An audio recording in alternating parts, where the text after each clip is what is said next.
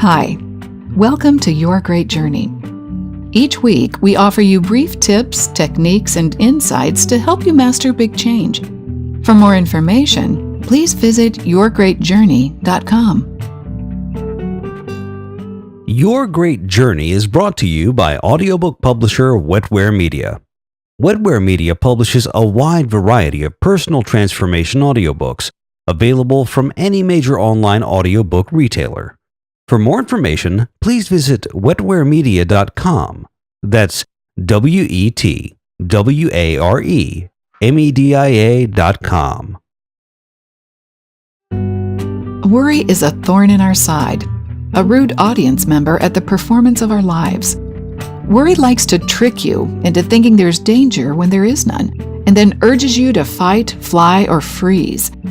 In today's episode, we're giving worry a taste of its own medicine with an excerpt from the audiobook, The Worry Trick, How Your Brain Tricks You into Expecting the Worst and What You Can Do About It. Written by psychologist and anxiety expert David A. Carbonell. The Worry Trick shows you how anxiety hijacks the brain and offers effective techniques to help you break the cycle of worry once and for all. Anxiety is a powerful force. It makes us question our decisions and ourselves, worry about the future, all while filling our days with dread and emotional turbulence. The techniques in this audiobook, rather than encouraging you to avoid or try to resist anxiety, reveal the trick that lies beneath your anxious thoughts and teaches you why avoiding anxiety backfires and always makes things worse. In this excerpt, Dr. Carbonell shares his funny and wise thoughts on how worry tricks us. You'll learn the difference between doubt and danger and begin to feel more balanced and in control of your worries.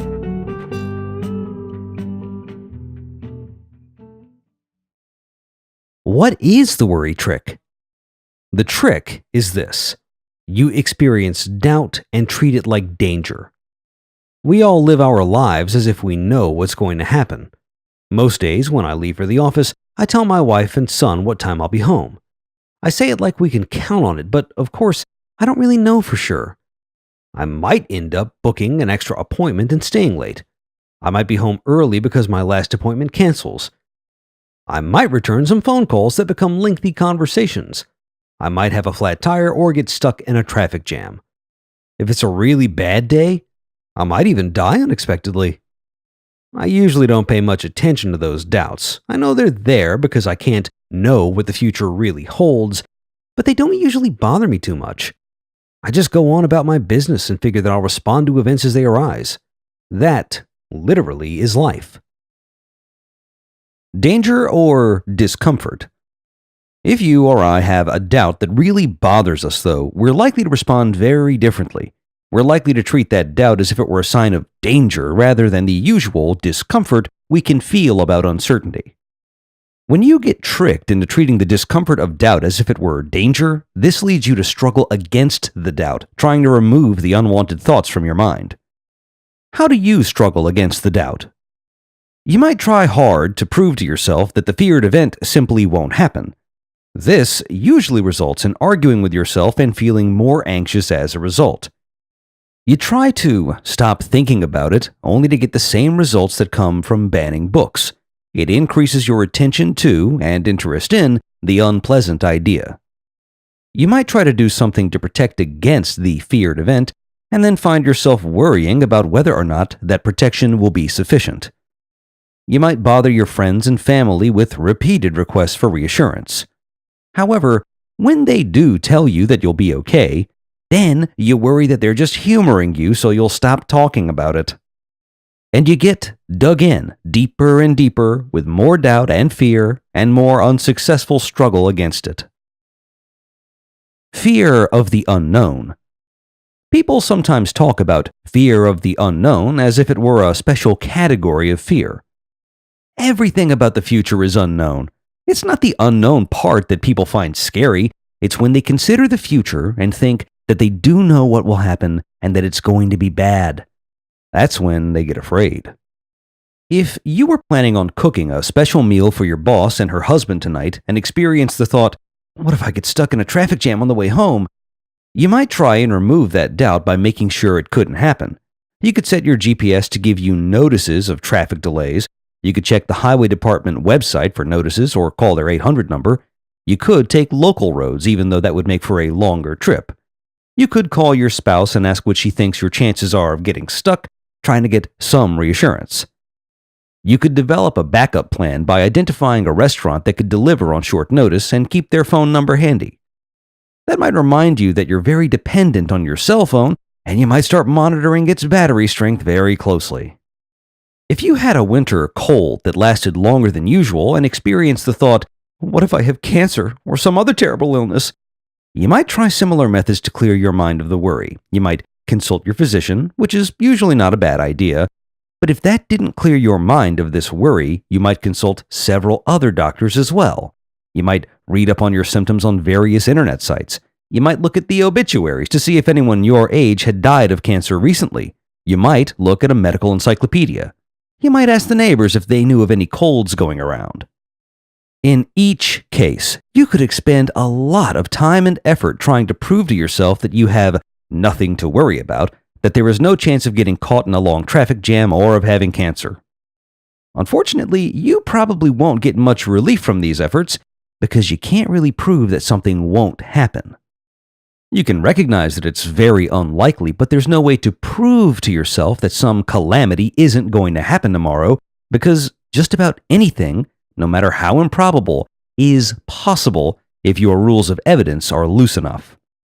So I can't prove that nothing will make me late for dinner tonight because it's impossible to be sure.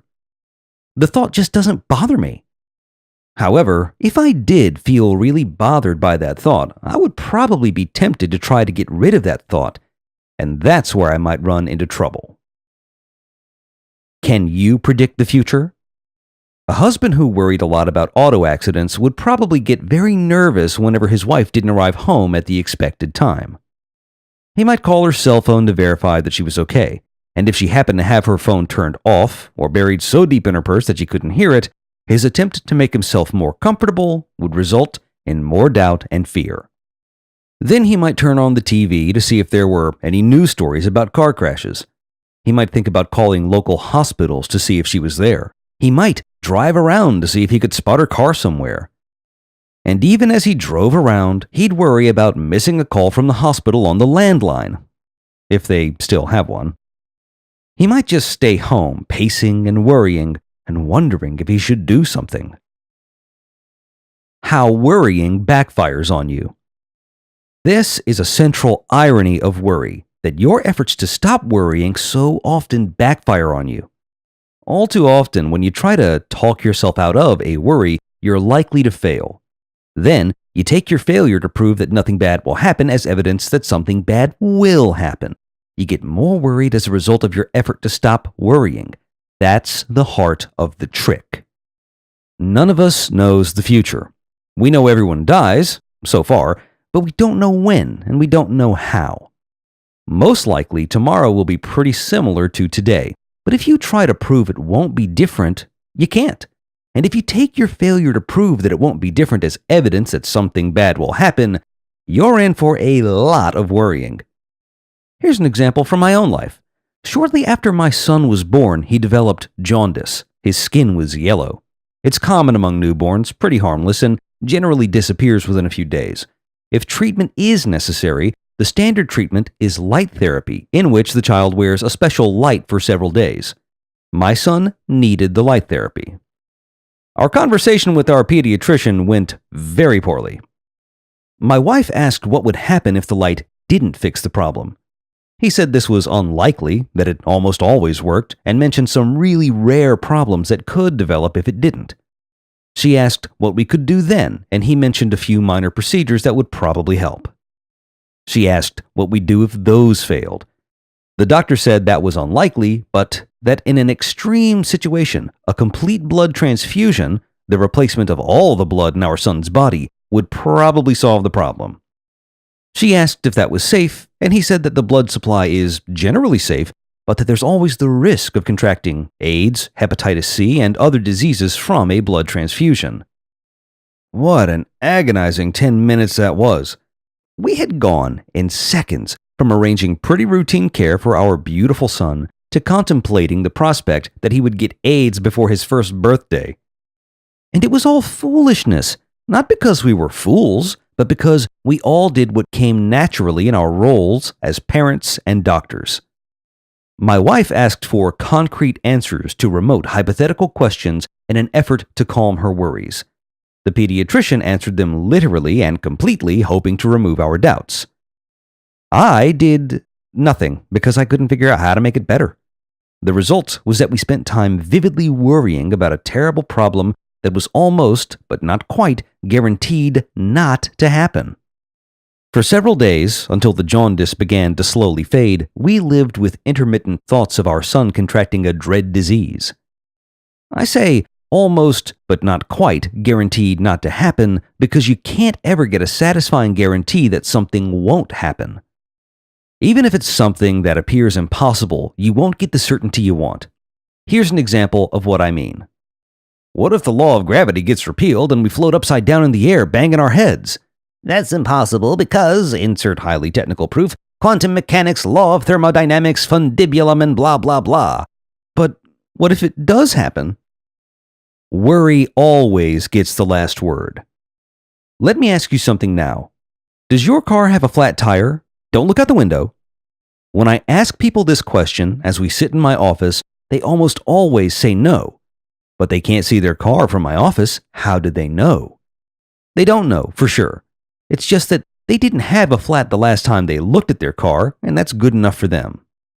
Unless they have a particular issue of worrying about getting a flat, they assume that the tires are still okay.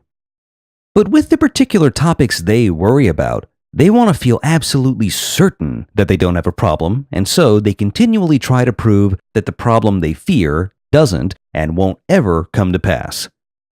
If they wanted to be sure of not having a flat, they would probably want to go down to the parking lot during the session to check and would likely mention their doubts as we talked, looking for reassurance. There's a way out of this problem, and this audiobook will help you find it. If you're like most people who struggle with worry and anxiety, you probably have mixed feelings about even listening to this audiobook. You hope that it has some answers, but you also worry that it will create more trouble for you. You might figure that you have enough worries on your own, you don't need any help thinking up new ones. Maybe you looked at it online, took a listen for 30 seconds, maybe a minute, ready to close the browser window if you started to feel anxious listening to it. People are often so used to distraction and other ways to try to avoid unpleasant thoughts that the idea of listening to an audiobook about worry seems worrisome. It goes against their natural instinct of seeking to avoid worry. So, you might feel more anxious when you first start listening to these words. In fact, it's very likely. I understand how uncomfortable that is, but I want you to be aware that it's not a bad sign at all. The first time people come to see me for help with anxiety and worry is usually the most anxiety-provoking visit.